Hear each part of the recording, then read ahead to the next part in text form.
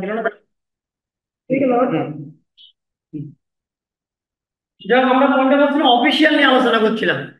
তাহলে অফিসিয়াল একজন একজন রেফারি, দুইজন আম্পায়ার, একজন অফিসিয়াল, দুইজন সহকারী অফিসিয়াল, এই মোট 6 জনের খেলা পরিচালনা করেন। এই সাধারণ গায়ে আবার ছোট হয়ে গেল কেন? এই মোট 6 জনে খেলা পরিচালনা করেন। কোনটা? ও, इसमें আমরা হুম।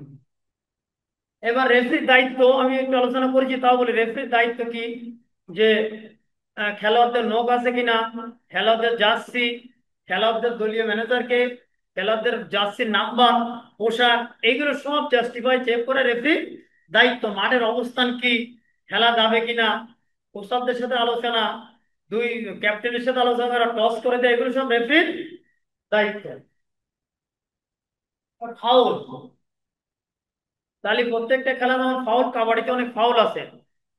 আম্পায়ার তো এই দৃষ্টি দেবে যে একজন যখন স্ট্রাগল হয়, একজন একজনকে ধরে, সেই প্লেয়ার তার গলা যদি ধরে, তার জার্সি যদি ধরে, তারপরে তাকে যদি মারাত্মক আকারে চেপে ধরে, তার যদি হাত টাত মুড়িয়ে ধরে, এমন কিছু রেফারির দৃষ্টিতে, আম্পায়ারদের দৃষ্টিতে যেটা অপরাধমূলক কোনো কাজ, তখন সেটা ফাউল হয় এবং বিপক্ষ দলকে একটা পয়েন্ট দেয় এবং সেই প্লেয়ারকে আউট করে দেওয়া হয়। এরপর আছে খেলোয়াড়দের দাঁড়ানোর পদ্ধতি। খেলোয়াড়দের দাঁড়ানোর দুইটা পদ্ধতি আছে।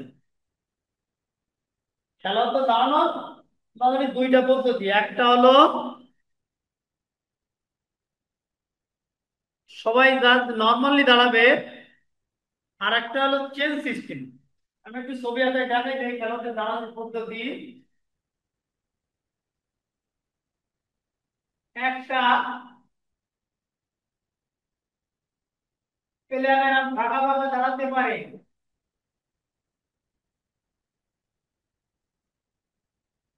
প্লেয়াররা ভাগাভাগি দাঁড়াতে পারে।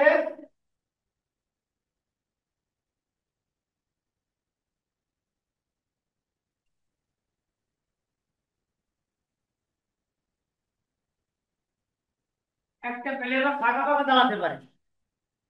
আর একটা হলো চেন সিস্টেম, একজন আরেকজনের হাত ধরবে। এই এই যে দুজন, আর এই তিনজন, আর এই দুজন হাত ধরবে এইভাবে। চেন সিস্টেম, এটাকে বলা হয় চেন সিস্টেম। দুইজন, তিনজন, দুইজন, এপাশে দুজন, এপাশে দুজন, আর মাঝখানে তিনজন, এটাকে বলে চেন সিস্টেম। তাহলে খেলা তো দাঁড়ানো দুটো, একটা চেন সিস্টেম, একটা সারানো সিটার মারি। এবার রেডারের দম, যে রেড দিবে, রেডারের দম কি, তাকে স্পষ্ট হবে কাবাডি, কাবাডি, কাবাডি, কাবাডি, কাবাডি এইভাবে উচ্চারণ করে তাকে ঠিক কোর্টে দেখতে হবে 30 সেকেন্ডের ভিতরে এই কাবাডি উচ্চারণ সঠিক রেখে কোনো প্লেয়ারকে মেরে বক্স লাইন রেখে, প্লেয়ারকে শুয়ে বা না শুয়ে, কিংবা বোনাস দিয়ে বা না নিতে পেরে সে বৈধভাবে যখন ফিরে আসবে, সে একটা, এটা হলো রেডারের দম, একটা বৈধ রেডারের এটা দম। তো লোনা পয়েন্ট আগে বলেছি, যে লোনা পয়েন্ট কি, যখন এই 7টা প্লেয়ারে আউট হয়ে যাবে, মার হয়ে যাবে, তখন একটা বিপক্ষ দল একটা লোনা পয়েন্ট পাবে। টেকনিক্যাল পয়েন্ট নিয়ে আলোচনা করবো। টেকনিক্যাল পয়েন্টও কিন্তু আমি বলেছি যে টেকনিক্যাল পয়েন্ট কি, যখন আমরা কোনো টাইম আউট নেয় কোনো দল, এই টাইম আউট নেওয়ার সময় যদি কোনো প্লেয়ার তার কোর্টের বাইরে যায়, টাইম আউটের সময় 30 সেকেন্ড, এই 30 সেকেন্ডের মধ্যে কোনো প্লেয়ার তার কোর্ট ছেড়ে বাইরে যায়, তখন কিন্তু আম্পায়াররা বিপক্ষ দলকে একটা টেকনিক্যাল পয়েন্ট দিতে পারে।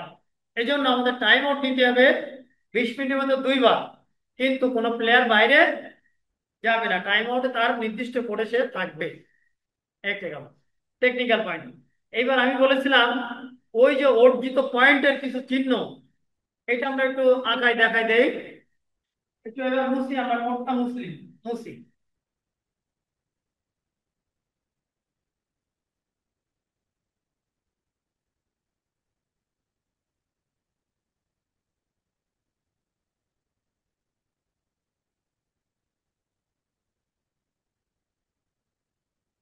অর্জিত পয়েন্ট আমরা কি বলছি, অর্জিত পয়েন্ট সেটা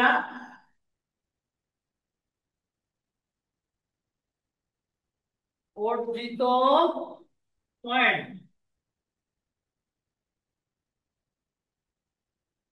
অর্জিত পয়েন্টের চিহ্ন আমরা কি বলেছিলাম, আমরা বর্গাকার করেছিলাম। সেটা বর্গাকার বড় করে দেখা দিচ্ছে, আমি কিন্তু খাতায় যখন লিখবো ছোট বড় অর্জিত পয়েন্ট কি বর্গাকার। আচ্ছা, আর দলীয় পয়েন্ট কি বলেছিলাম?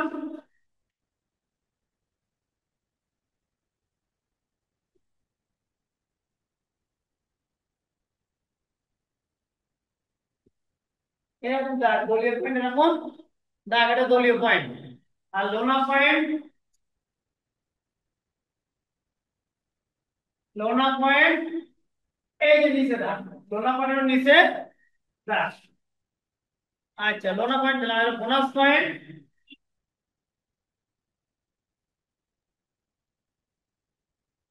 বোনাস পয়েন্ট কেমন? বোনাস পয়েন্ট বলেছিলাম আমরা ত্রিভুজ আকৃতি, বোনাস পয়েন্ট ত্রিভুজ আকৃতি। বুঝা যাচ্ছে?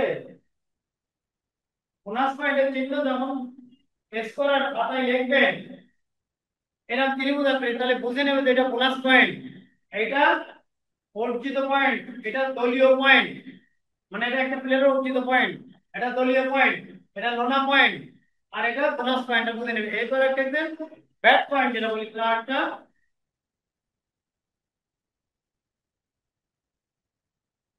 ব্যাট পয়েন্টের চিহ্ন কি বলেছিলাম আমরা?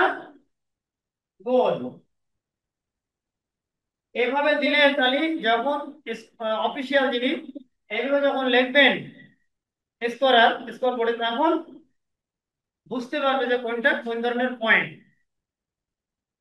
যা গেল। তাহলে আমি আরেকটু রিভিউ আছে আজকে কাবাডির আমাদের। আহ, মহিলাদের জন্য একটা মাপ, পুরুষদের জন্য একটা মাপ আছে কাবাডি। তাহলে পুরুষদের জন্য আছে 13 বাই এই 8 বা 8, আর যদি আমরা লবি সহ ধরি 10, 13 বাই 10। আর মহিলাদের জন্য আছে 11 বাই 8 লবি সহ। পুরুষদের 13 বাই 10, মহিলাদের 11 বাই 8।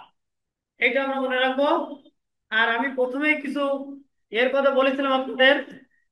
কাবাডির কিছু, যেমন কাবাডি খেলার উৎপত্তি বাংলাদেশ ও ভারতে। এশিয়ার কাবাডি গঠিত হয় 1978 সালে ভারতে। এরপর 1985 সালে আন্তর্জাতিক অঙ্গনে প্রথম প্রবেশ করে বাংলাদেশ কাবাডি ফেডারেশন, নাকি বাংলাদেশ কাবাডি ফেডারেশন গঠিত হয় 1973 সালে। তারপর দাগগুলো কি, কাবাডির দাগগুলো সব 2 ইঞ্চি চওড়া। তারপর 3 ধরনের কাঠ ব্যবহার করা হয়, লাল, হলুদ, সবুজ। এরপর অর্জিত পয়েন্টের কিছু চিহ্ন দিয়েছে দলীয় পয়েন্টের। তারপর একজন এটার দম শেষ করলে বিপক্ষ দল 5 সেকেন্ডের ভিতরে তার দলে লিড দেবে। দলের প্রথম পয়েন্টকে লিডিং পয়েন্ট বলে। এরপরে খেলোয়াড়দের ওজন সর্বাধিক কত হবে? ছেলেদের 80 কেজি, মেয়েদের 70 কেজি, জুনিয়রদের 65 কেজি, আরো ছোটদের 50 কেজি। এবার রেডারকে, এই যে এইটা মনে হয় রেডারকে পিছু ধাওয়া করাকে পার্স বলে, এটা হয়তো আলোচনা হয়নি। পার্স কাকে বলে?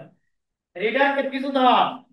একজন রিডার যখন রিড দিতে যাবে, সে বকলাইন পেয়ে আসলো, কোন প্লেয়ার কি সে ছিল না, মারতে পারলো না, তাকেও কেউ ধরতে পারলো না, সে চলে আসবে। সে চলে আসার সাথে সাথে বিপক্ষ দলের একজন তাকে কাবাডি কাবাডি বলে তাকে গিয়ে মার দিতে পারে, তার পিছু ধাওয়া করতে পারে। একে আমরা পার্শ্ব বলি। একে আমরা কি বলি? পার্শ্ব। এই টেকনিক্যাল গুলো জানলে খেলা কিন্তু অনেক সহজ হয়ে যায়। একে পার্শ্ব বলে। আচ্ছা, এরপর কি, লোনা হওয়ার পর খেলোয়াড় কোর্টে ওঠার জন্য 10 সেকেন্ড সময় পায়। কাবাডি খেলার কৌশল 2 ধরনের, একটা আক্রমণাত্মক, একটা রক্ষণাত্মক। খেলোয়াড়দের জার্সির নম্বরের মাপ, দৈর্ঘ্য কত? 4 ইঞ্চি, প্রস্থ 1 ইঞ্চি। যাক, এই ছিল আজকের বিস্তারিত আলোচনা। এখন আমি চেষ্টা করেছি যে কাবাডি আপনাদের পূর্ণ ধারণা দেওয়ার। কাবাডির আশা করা যায় যে কাবাডি আপনাদের আর কোনো সমস্যা হবে না। এখন যদি কারো কোনো প্রশ্ন থাকে, সমস্যা থাকে, আপনারা বলতে পারেন।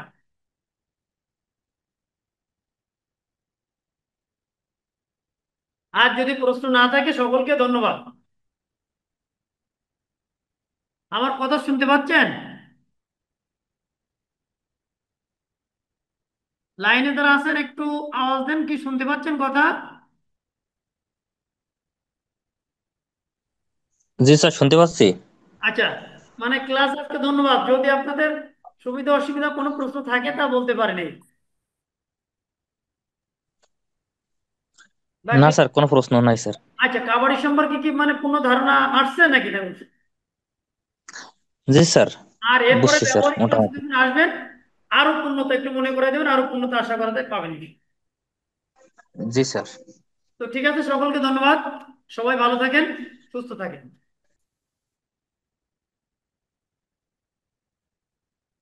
সালমান ভাই, ওইদিকে তোমার হ্যাঁ, স্যার আপনার প্রশ্ন বর্তমান আপনাদের হ্যাঁ, হ্যাঁ, কারো কোনো প্রশ্ন নেই। আর কি করবো,